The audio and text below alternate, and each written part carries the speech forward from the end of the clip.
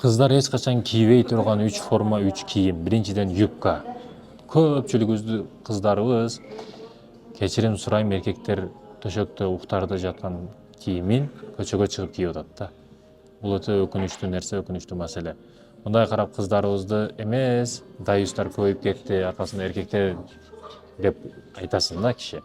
Өзү сонун таксыр намаз окуп атат, машалла сонун, бирок кызы жылаңач жүрөт да көчөдө. Ошондуктан юбка кийбегиле урматтуу кыздар же карындаштарым, эч качан юбка кийбеңиз.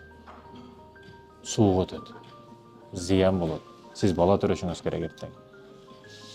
Бул биринчиден экен. Экинчиден, бул сизди кыйнай турган кытайский джинстар. Джинсылар кеңири джинс болсо башка маселе, бирок тар джинстарды кийип, баягы шприцтин ийнеси менен мындай тарсаң жыртылып кете турган деңгээлде кийишет да, Кудайым өзү сактасын.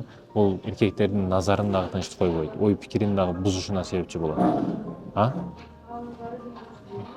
Не кийели, башка кийбейли, акыл үйрөтпө, өзүм билгенимди кылам дегендер өзү билсин. Бирок бул ар тарамактан изучать этилген нерсе.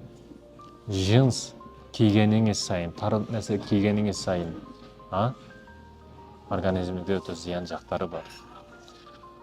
Ал эми үчүнчүдөн, сиздин ар дайым жабык боло турган жериңиз көкүрөгүңүз, көпчүгүңүз ачык калбашы керек. Эңкейгенде жарым көкүрөгүңүз көрүнүп турса, бул уят нерсе. Анан көкүрөк маселесиндеги формаларды дагы жакшыраак кийиш керек. Эркектерди бүт козгоп, делебесин козгоп таштабаш керек. Эч кийимин кийбей чыгып алат футболка менен. Уят эмеспи? Ошондуктан бул маселелерге маани бериш керек. Урматтуу эже карындаштарым, кийимиңизге таза болуңуз, тыкан болуңуз. Сизге ылайыктуу болсун негизгиси. Подружкам дейт, ал дейт, мындай. Баягы кээ бирлер ушундай чындап эл үчүн жашайт да, кээ бир аялдар. Узун буту, мындай узун такалуу бирдекени кийип алат.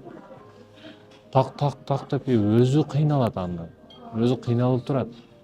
Для реклама кийет аны. Кудайым өзү сактасын. Ошондуктан аракет кылыңыздар жакшы татынага кийингенге.